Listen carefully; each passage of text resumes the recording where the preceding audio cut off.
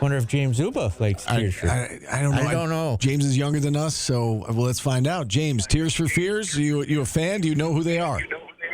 Yeah, I know who they are. Thank you guys for queuing that up for me. I'm glad that request went through before coming on. Let's jump right in with this team. And when you look back on this season, it obviously hasn't panned out the way most people thought that it would. What has been the most surprising thing this season for you as it pertains to Syracuse basketball? Oh wow, it's hard to pinpoint one thing. I did think they would be a little bit better. I guess two guys surprised to the upside, I'd have to say individually, is Nate Kings and Will Kyle. I think they've played better than expectations in both their respective roles.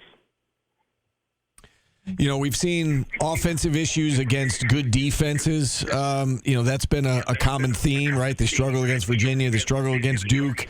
They even struggle against North Carolina scoring the basketball, and North Carolina is not known for having a great defense. How much does it come down to plays? How much does it come down to personnel? How much does it come down to coaching? I mean, how do you kind of divvy up the blame for what we've been seeing? Yeah, I think it's a mixture of both for sure. I think some of the talent on this team is good, but maybe not as much as we thought coming into the year. Certainly it's on players to go out there and make plays, but I think there's been a lot of times like coaching in this season where, kind of the adjustments don't get made, or if they do get made, they come a little bit late. I think back to that North Carolina game on Saturday, Steve, where, Nate Kings comes out of the half and picks up 2 quick fouls. And it seems like that's a situation where he was getting switched on to North Carolina's bigs, where maybe an adjustment should get made. Either don't switch, or if he picks up his third, maybe you go to a guy like Tyler Betsy quick off the bench.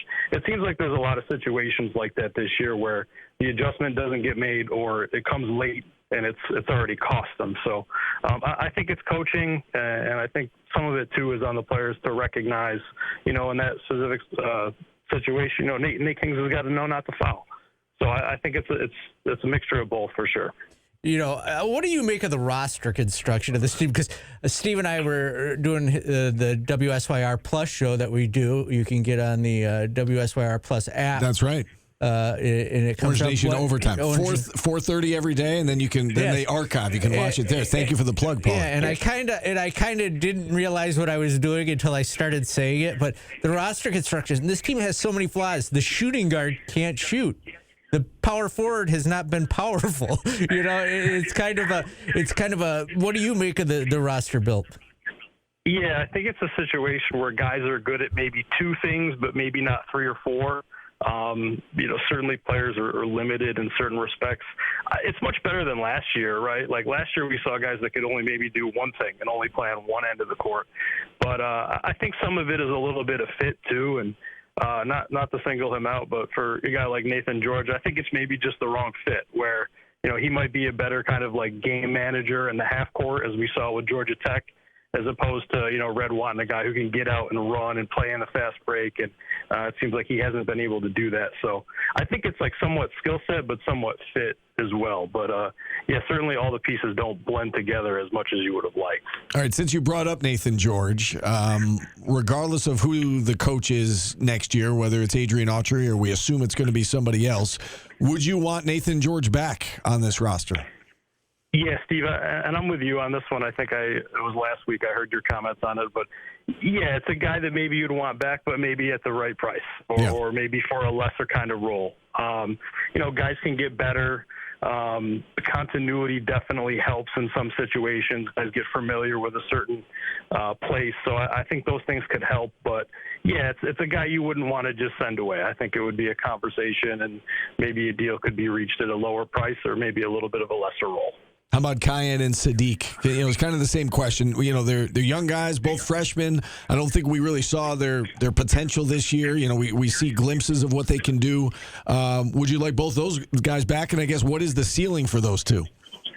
Yeah, you would definitely want those 2 guys back for sure. I think those are 2 guys that can definitely grow. I don't know that we see a lot of guys back if there is a coaching change made, but yeah, certainly those guys, I think if they really work on their bodies, like another year to mature, get better, one's really good on offense and one's really good on defense. So if they were able to work on their games and come back, yeah, you'd still want both of those guys back. for on-the-court reasons, and then Kyan as well for off-the-court reasons. I think you'd want him around, talented player, and obviously we know who his dad is. So yeah, I think if there's an opportunity to bring him back, bring him back. How about Donnie Freeman? And not so much, whether or not he's going to be back. I think the belief is that he's going to move on, whether it's, start his pro career or move on to a different school. But just what do you make of his time here? In 2 years, he's a talented young man, but, up and down, kind of mixed reviews. What do you make of Donnie Freeman's time in a Syracuse uniform? Yeah, it'd be surprising if he was back next year, but it hasn't really gone the way I think anyone has imagined. Obviously, his freshman season was cut short due to injury, and not much you could do about that. But it's been a frustrating year for him this year. I think part of the problem with this year's group is they're able to get him the ball maybe in some mismatch scenarios, but not really take advantage of it. Kind of running the isolation where he gets the ball on the low block. There's a lot of settles. He's taking long contested twos. So I think that's where maybe a little bit more coaching would help, getting him the ball, going toward the basket instead of making it so hard to score one-on-one individually. But, it's been a disappointing time. I don't think there's really any other way to phrase the way that he's played. I don't think it's lived up to anyone's expectations, and I think his as well. I think he would probably tell you that. All right, assuming they do move on from Coach Autry after the ACC tournament, what are your thoughts on who should be the next guy? Do you have a strong feeling on who the next guy should be? I don't. I've certainly heard all the names, and, if Josh Schertz is available and you could get a deal done, you'd certainly take him. But to add to the conversation, I could throw out a few more names. I think, Tobin Anderson might be an interesting one. Syracuse fans might recognize him from Fairleigh Dickinson's upset over Purdue in the NCAA tournament. But, a guy who was an assistant at Lemoyne, was coached at Hamilton, is familiar with the area. And interestingly enough, he's a special assistant to Brian Hodgson at USF right now. So he's an interesting name that, you might want to take a look at too. But there's a lot of guys out there who I think are worth a look, and certainly some of the names that that have been talked about are good candidates out there that Syracuse should make a call to. There's this heated debate, and if you listen to the show at all, you hear it, about in the family versus outside the family. Where do you stand with that conversation? Do you think it should matter whether a guy has ties to, the Syracuse family or not? Where do you kind of sit with that debate? Yeah, it's a consideration. This area and this fan base and knowing the program and those sorts of things, they don't hurt. I've heard the conversation with you guys. I think it's just about getting the right guy, getting the best coach who's available, who can come in and get the program right on the right track. But it's a key hire, and I don't think, Steve, I'm with you on this one too, where you can't really take a risk. You got to get an established head coach, a guy who can get this program back on the right track. So, as much as we all like Jerry McNamara, right, I think I'm with you on that one too. It might be a little bit of a risk to hire someone like Jerry when, the program's in an interesting spot. Yeah, and I love Jerry, and I think he's going to be a great coach. I just I don't think they're going to go with Jerry this time around. That's not to say he couldn't do the job or wouldn't do a great job. I don't think the powers that be are going to pull the trigger and go with Jerry. You mentioned Tobin and his ties to Brian Hodgson. What do you think of Brian Hodgson? Yeah, interesting candidate. Obviously, he's coached under Nate Oates, who's one of the best offensive coaches in college basketball right now. You see the kind of level of sophistication, how offense is run with, guys like him or a Danny Hurley. So, I think he would be a good candidate, somebody who's probably interested in the job. And if you can't get a guy like Josh Schertz, I think that's as good of a candidate as you could take a look at to want to get into the program. So, I think that's absolutely somebody that Syracuse should look at for the job. The fact that he could bring some players with him, theoretically, from South Florida, should that factor into the decision at all? Or do you need to make that decision if you're Syracuse University independent of just next year and who he could bring with him for next year? Not necessarily. I think that might be like a consideration, but that might be pretty far down the list. I think, no matter who you bring in as head coach, they're going to have relationships with guys that they're going to bring in. So, I think that's important, but, maybe not the number one or, even like a top 5 or 10 thing on the list. Paulie and I have been talking about all the potential jobs that are going to be open this offseason. Some are already open, like Kansas State. We assume Arizona State's opening up. Bobby Hurley has essentially said he knows he's going to get fired.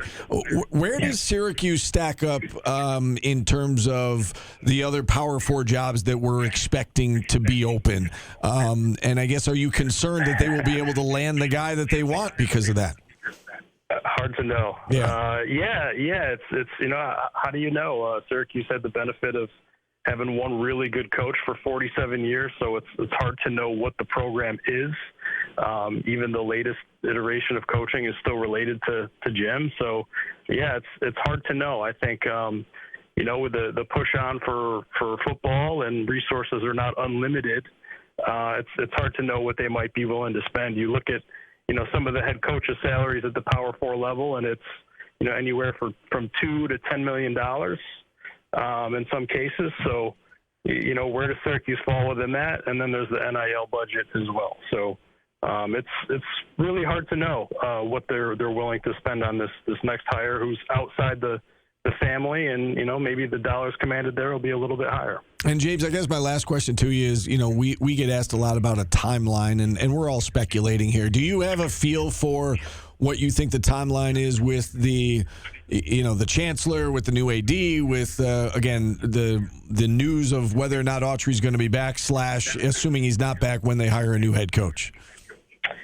I don't. I don't know that we see anything happen, at least in terms of the head coaching move until after the ACC tournament.